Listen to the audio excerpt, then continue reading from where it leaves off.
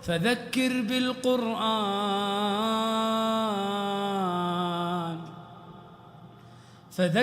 بالقرآن من يخاف وعيد. به ونتوكل عليه ونعوذ بالله من شرور أنفسنا ومن سيئات أعمالنا. من يهده الله فلا مضل له ومن يضلله فلا هادي له. نشهد أن لا إله إلا الله وحده لا شريك له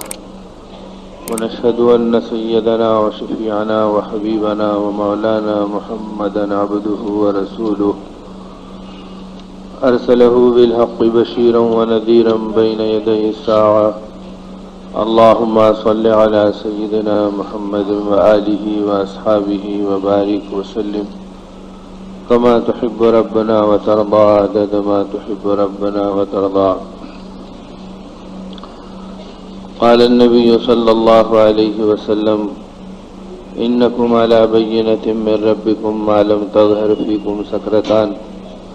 سكرة الجهل وسكرة حب الدنيا. أنتم تأمرون بالمعروف وتنهون عن المنكر وتجاهدون في سبيل الله. فإذا ظهر فيكم سكرة حب العيش فلا تأمرون بالمعروف ولا تنهون عن المنكر ولا تجاهدون في سبيل الله. القائلون يومئذ بالكتاب والسنة كالسابقين الأولين من المهاجرين والأنصار او كما قال علیہ الصلاۃ والسلام. محترم بزرگوں اور عزیز بھائیوں اور دوستوں، حق تعالی شانہ نے جس کرم اور جس فضل اور جس انعام سے ہماری زندگی کو نوازا اور اپنے مبارک دین کی فکروں میں اور ایمان کی محنتوں میں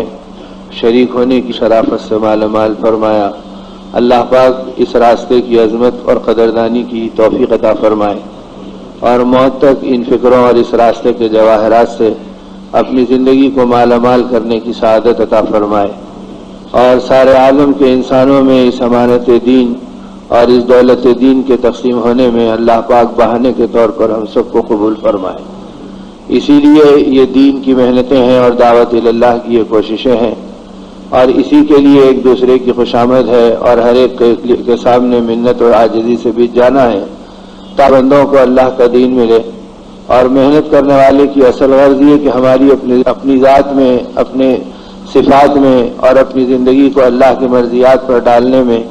جس درجے محتاج ہیں اس کا احساس اللہ ہمیں اپنے کرم سے عطا فرمائے،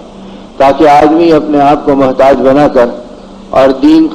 کی ضرورت کو اپنی ضرورت بنا کر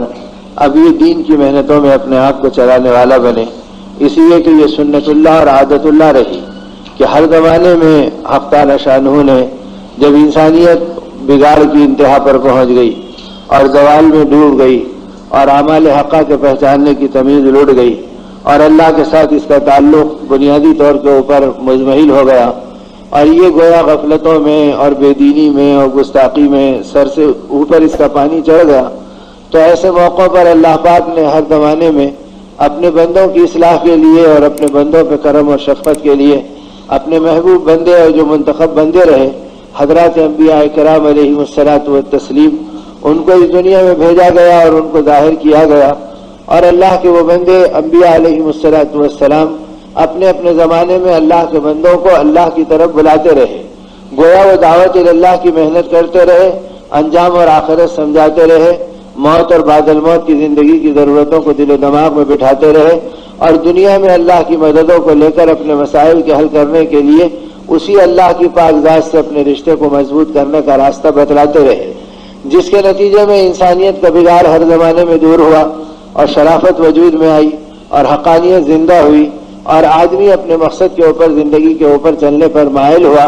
پھر وہ ماحول اور معاشرہ جب تک رہا وہ زندگی دنیا میں باقی رہی اور لوگ اس کے سائے میں امن و عافیت، سکون اور چین اور راحت اور اطمینان کی گویا خزانوں کو اور بلندیوں کو اپنی زندگی میں پاتے رہے. اور جب بگاڑ پھر آیا اور پھر جب غفلتوں کا دور آیا تو پھر اللہ نے کسی نبی کو ظاہر فرمایا اور اللہ کے وہ نبی پھر اللہ کی طرف بلاتے رہے اور دعوت اللہ کی محنت کرتے رہے. اس طرح تمام انبیاء علیہم الصلاۃ والسلام کا بنیادی اور پہلا عمل ہر زمانے میں دعوت کا عمل رہا اور آخر میں انبیاء کے امام سید الکونین آقا نامدار سیدنا محمد رسول اللہ صلی اللہ علیہ وسلم کی جب بعثت ہوئی تو آپ کو جب اللہ پاک نے مبعوث فرمایا تو ہر زمانے سے زیادہ بگاڑ اس دور میں موجود تھا، اور ہر زمانے سے زیادہ ضلالت و گمراہی اپنے ٹھاٹے مار رہا تھا، اور ہر زمانے سے زیادہ درندگی اور بے دردی کی زندگی اپنے شباب پر تھی۔ اور اس کے علاج کے لیے اور اس کے ازالے کے لیے اللہ پاک نے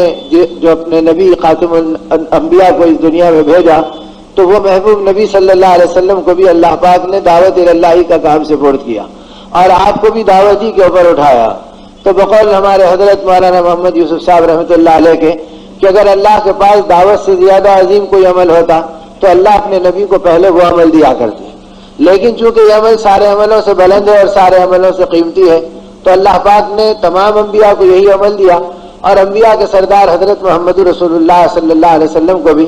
دعوت کی محنت کے اوپر کھڑا فرمایا، اور آپ اللہ کے بندوں کو اللہ کی طرف بلاتے رہے، خواہشات سے احکامات کی طرف ان کی زندگی کا مزاج بناتے رہے، اور دنیا سے آخرت کی طرف ان کی فکروں کو بدلنے کے راستے پر آپ ماحول بناتے رہے، اور ان کی زندگی کے اندر اس بات کی کو سرایت کرتے رہے تاکہ ایک انسان کو سمجھ میں آئے کہ میں کیا ہوں، میرا کام کیا ہے، میری ذمہ داری کیا ہے۔ اس لیے کہ انسان نامی اس مخلوق کا ہے کہ جس کی زندگی کے اندر اپنا یہ شعور اور ادراک موجود ہو کہ وہ ان نتیجوں کو پہچانے کہ میرے اس عمل کا نتیجہ کیا نکلے گا، اور میرے اس کام کا انجام کیا بنے گا، اور میری محنت کے اس سلے میں کیا چیز وجود میں آئے گی۔ اور اگر آدمی اس شعور سے بے خبر ہے کہ وہ اپنے عمل کے نتیجے کو نہیں جانتا تو ایسوں کو تو قرآن پاک نے جانوروں اور چوپایوں کی صف کے اندر گنا کہ یہ وہ لوگ ہیں جو جانوروں سے زیادہ بدتر ہیں، جو اپنے انجام کو نہیں جانتے، اپنے شعور کو صحیح استعمال نہیں کرتے اور اپنے نتیجے کو سامنے نہیں رکھتے۔ اسی لیے امام ابو حنیفہ رحمۃ اللہ علیہ نے تو یہاں تک فرما دیا،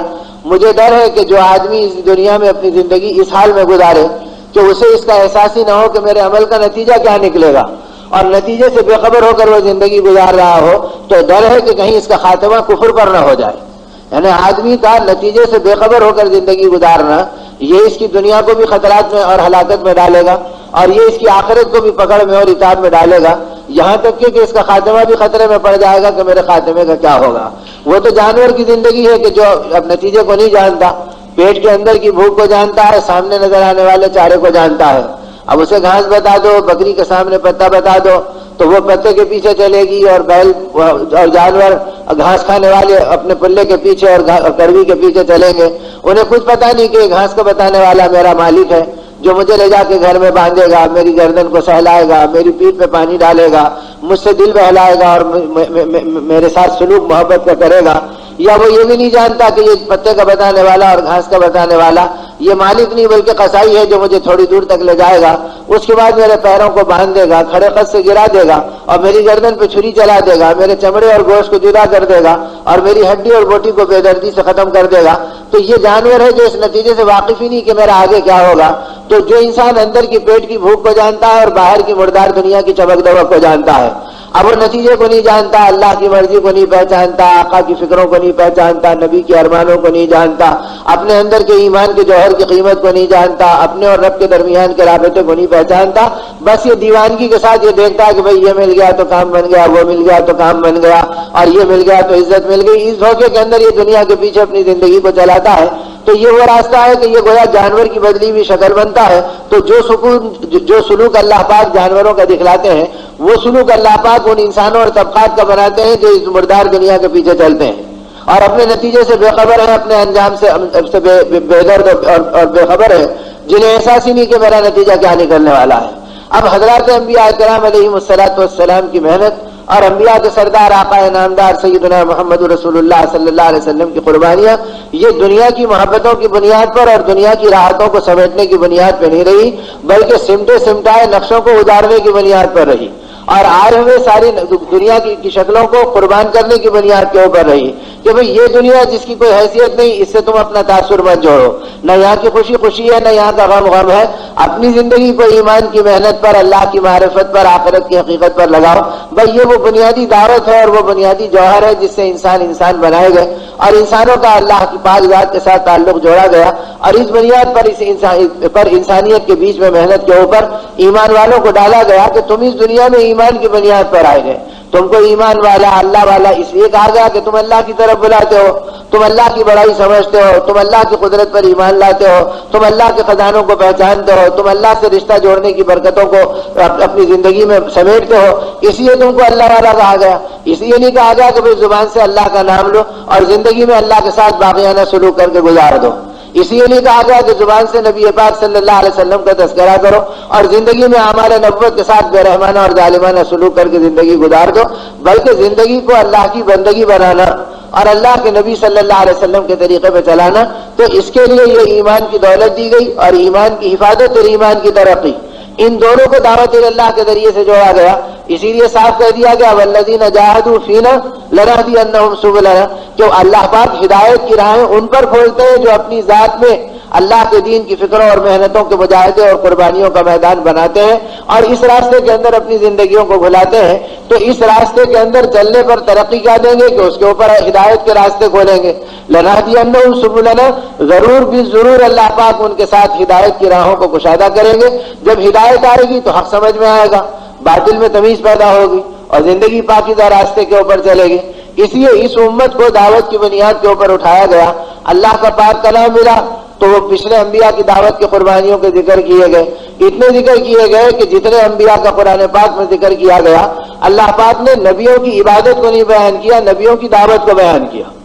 یہ نہیں کہا گیا کہ ابراہیم علیہ السلام اتنی رکعت پڑھتے تھے اور اسماعیل علیہ السلام اتنے مرتبہ صحائف پڑھتے تھے اور حضرت داؤد علیہ السلام اتنی مرتبہ زبور پڑھتے تھے، بلکہ ہر نبی کی قربانیاں بتلائی گئی دعوت اللہ کی بنیاد پر کہ ان کی عبادتیں تو ان کی ذات کے ساتھ لازم و ملزوم تھی اور وہ ان کی اپنی زندگی سے چمٹی ہوئی تھی، لیکن منصب نبوت اور مقصد زندگی کے لیے جو کام دیا گیا وہ دعوت کا کام دیا گیا کہ عبادتیں دعوت سے زندہ ہوں گی۔ اسی لیے عبداللہ ابن مسعود رضی اللہ تعالیٰ عنہ اپنے زمانے میں تابعین سے مخاطب ہو کر فرمایا کرتے تھے کہ اے لوگوں، حضرت محمد صلی اللہ علیہ وسلم کے صحابہ کے پاس تمہاری طرح عبادتوں کے ڈھیر نہیں تھے کہ تمہاری نمازیں ان کی نمازوں سے زیادہ ہے اور تمہاری تلاوت ان کی تلاوت سے زیادہ ہے اور تمہاری تسبیحات ان کی تسبیحات سے زیادہ ہے، لیکن یاد رکھو ساری کائنات میں سب سے بہتر حضرت محمد صلی اللہ علیہ وسلم کے صحابہ ہیں،